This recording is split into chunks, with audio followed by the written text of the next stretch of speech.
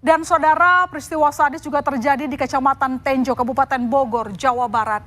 Warga dihebohkan dengan penemuan jenazah korban mutilasi dengan sebuah koper di pinggir jalan.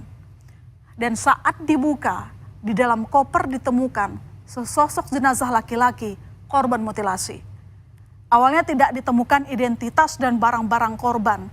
Selain melakukan olah TKP, polisi mengumpulkan alat bukti lain dengan meminta keterangan dari sejumlah saksi di lokasi. Diketahui korban merupakan perantau dari Medan, Sumatera Utara.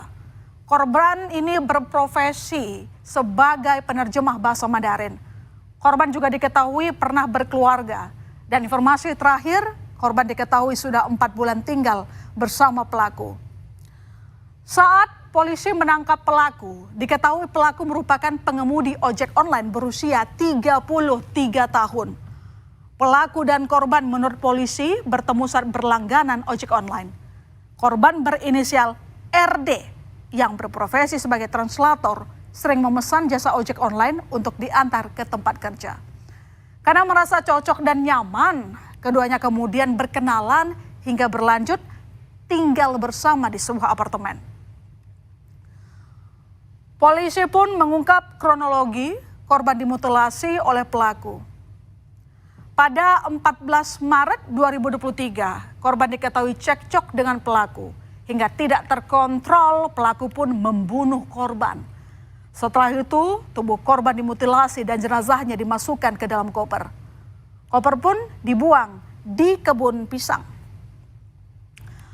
Motif tolak berhubungan intim sesama jenis faktor ekonomi lagi didalami karena dia bawa buku tabungan dan uang korban senilai 30 juta rupiah. Menurut polisi, faktor ekonomi diduga jadi latar belakang pelaku membunuh korban. Ini didasari karena pelaku membawa buku tabungan dan uang korban senilai 30 juta rupiah. Selain itu, motif asmara pun sedang didalami polisi. Pelaku dijerat pasal 338 dan pasal 340 tentang pembunuhan berencana dengan ancaman penjara seumur hidup atau pidana mati. Asal pembunuhan berencana diterapkan karena kesiapan alat-alat untuk membunuh pelaku. Awalnya korban ini kan bekerja sebagai translator bahasa Mandarin. Kemudian awalnya menggunakan jasa tersangka ini sebagai driver Grab untuk mengantar kemana si korban berangkat.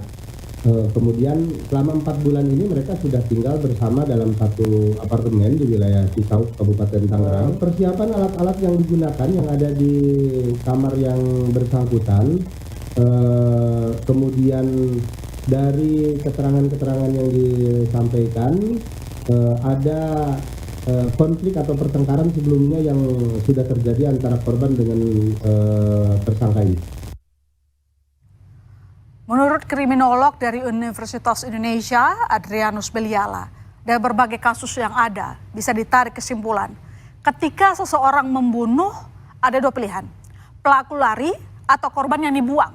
Mulai dari dimutilasi agar si pelaku tetap bisa menjalani hidupnya, sehingga pelaku yang memilih untuk membunuh atau memutilasi korban ingin menjaga status sosialnya. Namun pesan yang harus disampaikan dari peristiwa ini, sekali lagi, apapun alasannya, melakukan kejahatan apalagi pembunuhan tidak bisa jadi landasan menyelesaikan peliknya masalah kehidupan.